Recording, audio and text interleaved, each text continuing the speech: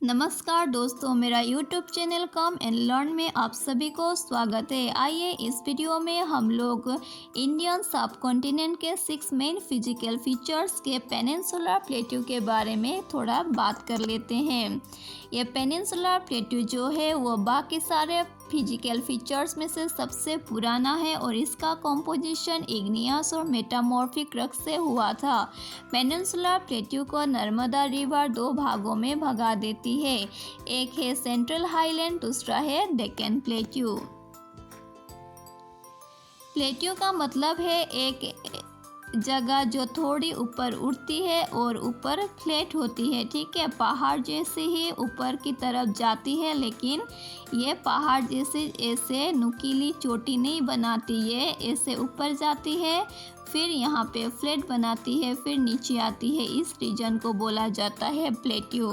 तो प्लेट्यू का मतलब यही होता है। तो हम लोग ये प्लेट्यू में क्या क्या पढ़ेंगे अभी थोड़ी देर में आप लोग को पता चल जाएगा, देखते रहिए। सेंट्रल हाईलैंड जो है ये मेटामॉर्फिक रॉक से बना हुआ है। यहाँ पे मार्बल, स्लेट, नीस आदि पत्थर पाए जाते हैं। इसके वेस्ट में है अरावली रेंज, सतपुरा रेंज है साउथ में, और नॉर्दर्न प्लेन्स है नॉर्थ में, और ईस्ट में है राजमहल हिल्स। इसके 2 मेन प्लेट्यू है, एक है मालवा प्लेट्यू, एक है छोटा नागपुर प्लेट्यू। ये स्टडी के इजी होने के लिए इन 2 भागों में भगाया गया है। तो मालवा प्लेट्यू में बहुत सारा ब्लैक सॉइल मिलता है, इसीलिए यहाँ पे कॉटन और शुगर केन सबसे ज़्यादा पाए जाते हैं। इसका खेती सबसे ज़्यादा होता है। उसके अलावा कोल, आयरन, मैंगनीज, बॉक्साइट, मिका आदि छोटा नागपुर में पाया जाता है। अब आते हैं हम लोग डेक्कन प्लेट्यू की तरफ। डेक्कन प्लेट्यू के ईस्ट में है ईस्टर्न घाट, वेस्ट में है वेस्टर्न घाट। सतपुरा हिल, मैकल हिल, महादेव हिल है नॉर्थ की तरफ, और यहाँ पे लावा रॉक पाया जाता है। यानी कि डेक्कन प्लेट्यू मेनली लावा रॉक से बनाया गया है। तो डेक्कन प्लेट्यू को मेन 4 भागों में भगाया जाता है, महाराष्ट्रीय प्लेट्यू, कर्नाटका या फिर मैसूर प्लेट्यू, तेलंगाना प्लेट्यू और दंडकारण्य प्लेट्यू। लेकिन मैंने आप लोग को इजी होने के लिए और एक जोड़ दिया है, जो कि है मेघालय कार्बी प्लेट्यू। यानी ये जो डेक्कन प्लेट्यू है नॉर्थ ईस्ट के मेघालय और असम की कार्बी प्लेट्यू तक एक्सटेंड होती है।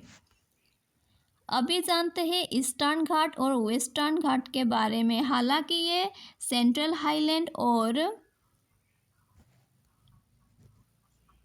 डेक्कन प्लेट्यू के अंतर्गत नहीं है, फिर भी ईस्टर्न घाट और वेस्टर्न घाट पेनिनसुलर प्लेट्यू में आते हैं। तो इसके बारे में जानना बहुत ज़रूरी है। तो ईस्टर्न घाट का जो माउंटेन रेंजेस है वो इरेगुलर है, यानी रेगुलर नहीं है। ऐसे रेगुलर नहीं है। ऐसे थोड़ी जगह में माउंटेन्स है, फिर यहाँ खाली है, फिर थोड़ी जगह में ऐसे माउंटेन्स है, फिर खाली है। तो ऐसे यहाँ पे माउंटेन्स का स्थिति है। ठीक है, ऐसे थोड़ी थोड़ी है, फिर नहीं है, फिर यहाँ पे है, फिर नहीं है, ऐसे ही यहाँ पे माउंटेन्स है। तो इसका एलिवेशन जो ऊंचाई है वो 600 मीटर तक है, और ये स्ट्रेच हुआ है महानदी से नीलगिरी हिल तक।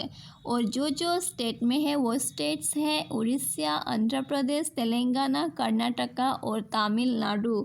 और इसका ईस्टर्न घाट का हाईएस्ट पीक है महेंद्रगिरी, जो कि उड़ीसा में है। अब आते हैं वेस्टर्न घाट्स के तरफ। वेस्टर्न घाट के जो माउंटेन्स है ये कंटिन्यूअस फॉर्म में है, यानी ऐसे कंटिन्यू माउंटेन पाए जाते हैं। और ये ईस्टर्न घाट से थोड़ा ऊंचा है, हायर देन ईस्टर्न घाट से। इसको सह्याद्री भी बोला जाता है। वेस्टर्न घाट को सह्याद्री भी बोला जाता है और ये तापी रिवर से नीलगिरी हिल तक एक्सटेंड हुआ है। और जो जो स्टेट में है वो स्टेट है गुजरात, महाराष्ट्र, गोवा, कर्नाटका, केरला, तमिलनाडु।